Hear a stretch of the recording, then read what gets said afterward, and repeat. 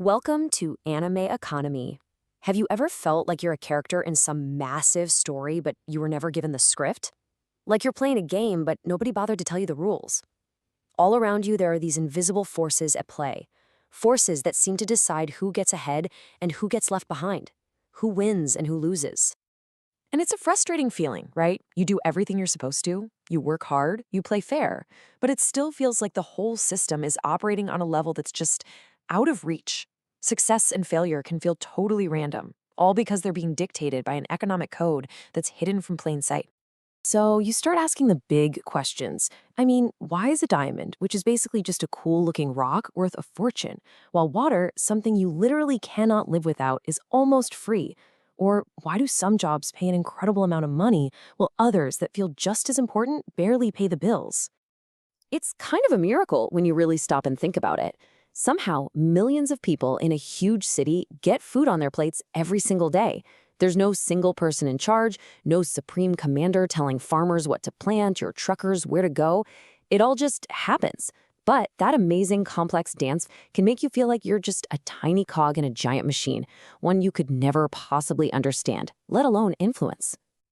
Well, that feeling of being powerless, it ends today. Because that confusion you feel, it isn't some personal flaw. It just means you haven't been trained yet. What if I told you there is a code, a way of thinking that once you learn it, lets you see the hidden patterns that everyone else misses? This is your training arc. This is where you learn to master that code, starting right now with the unseen battle that shapes everything around us. All right, let's start decoding. Every great power, every secret technique begins with one fundamental truth. And for economics, that truth is an idea called purposeful action. It sounds simple, but trust me, it's a profound concept that separates everything we do from everything else that happens in the entire universe. Think about it like this. A rock doesn't decide to fall from a cliff. It just follows the laws of physics. A baseball doesn't want to fly through the air. But a pilot, she chooses to land her plane to get her passengers to their destination safely. And you chose to watch this because you have a goal. You want to understand something new. That's purposeful action. And economics, when you strip it all down, is just the study of people like you and me taking action to make our lives better. And this code has a few basic rules. First off, only individuals actually do things. When we talk about the company or the government doing something, that's really just shorthand. What we actually mean is that a bunch of individuals, CEOs, politicians, employees, are taking action. Second, everyone's different. What you want is not what I want. Our values are totally subjective. And third, this is the big one, we only act when we think it's going to improve our situation. We're always trying to move from a state that's less satisfying to one that's more satisfying. Now, once you get this, you can start to solve some classic economic puzzles, like the famous water-diamond paradox. I mean, if we act to achieve our most important goals, and, survival is probably at the top of that list, then why on earth are diamonds so much more expensive than water? Here's the secret. It's because we never make choices about all the water in the world versus all the diamonds in the world. That's not a real choice. The choices we actually make are on the margin. You're choosing between one more glass of water and one more diamond. And because water is everywhere, the value of one extra glass is pretty low. But because diamonds are super scarce, the value of getting just one more is incredibly high. It's all about that next unit. Okay, so you've grasped the first part of the code, how individuals think and choose. Now it's time to level up. Let's unlock the next ability, creating immense value through trade and specialization. So once you understand individual action, you discover your greatest allies, other people. And through cooperation, you can unlock a power that's way bigger than what any one person can do alone. It's not just about swapping stuff. It's about creating brand new wealth. To see how, let's look at this simple example with Marcia, a store owner, and John, a guy she might hire. Now, at first glance, you might think Marcia shouldn't hire John at all. I mean, look at the numbers. She's faster at both tidying up the store and making a sale. She has what's called an absolute advantage. But here's the key. For every half hour Marcia spends tidying up, she's giving up the chance to make 2 sales. That's a huge opportunity cost. John, on the other hand, is much slower at sales, so when he spends time tidying up, he's giving up way less. That means he has a comparative advantage in tidying. And that's the magic. If Marcia focuses on what she's best at, sales, and pays John to handle the tidying, they both come out ahead.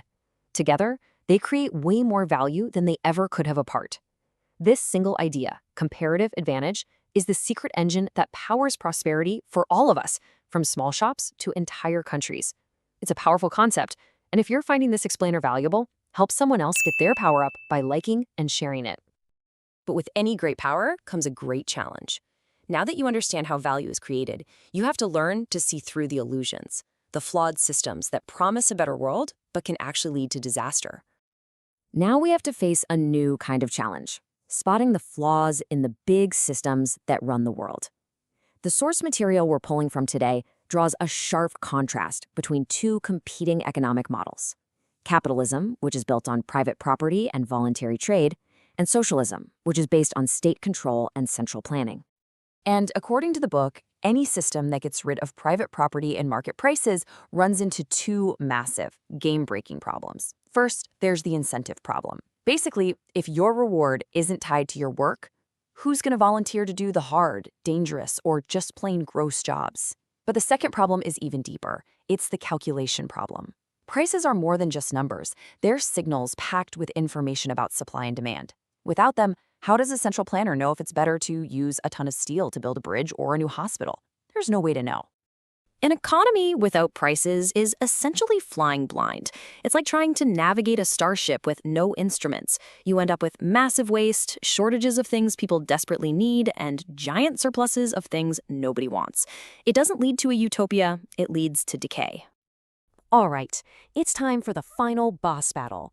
We need to understand the business cycle, that giant monster that seems to show up every few years to try and wreck the entire economy. So, the final challenge is a big one: the boom and bust cycle. Most people think recessions are just a natural, unavoidable part of capitalism. But the book we're exploring makes a bold claim. It argues that the business cycle isn't a feature of the market at all. Instead, it's the direct consequence of one specific action: central banks artificially messing with interest rates. Here's how the cycle supposedly works. In a natural market, low interest rates are a signal that people have saved up a lot of money, so it's a good time to build long-term projects. But when a central bank just forces interest rates down, it sends a false signal. It tricks businesses into starting all these huge, ambitious projects that aren't actually supported by real savings. That's the artificial boom. But eventually, reality bites back.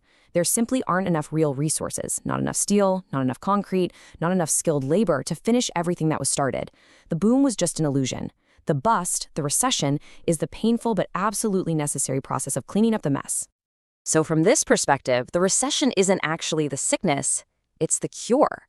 It's the economy's painful hangover, the morning after an artificial party fueled by easy money. The real sickness was the fake boom that came before it. And that's it. Understanding this entire code, from the smallest purposeful action to the giant illusion of the business cycle, is the key to finally seeing the world with clarity. This isn't about getting rich quick or predicting what the market will do next week. This is about freedom. It's about no longer being a pawn in a game you don't understand. It's about taking on the responsibility to think for yourself, to question the official story, and to build your life and your career on a solid foundation of reality, not fantasy. You can now see the unseen forces. You finally understand the rules of the game. So the final question isn't how does it all work anymore, it's something much, much more important. Thanks for watching. Don't forget to subscribe to Anime Economic and check the link in the description to get the book.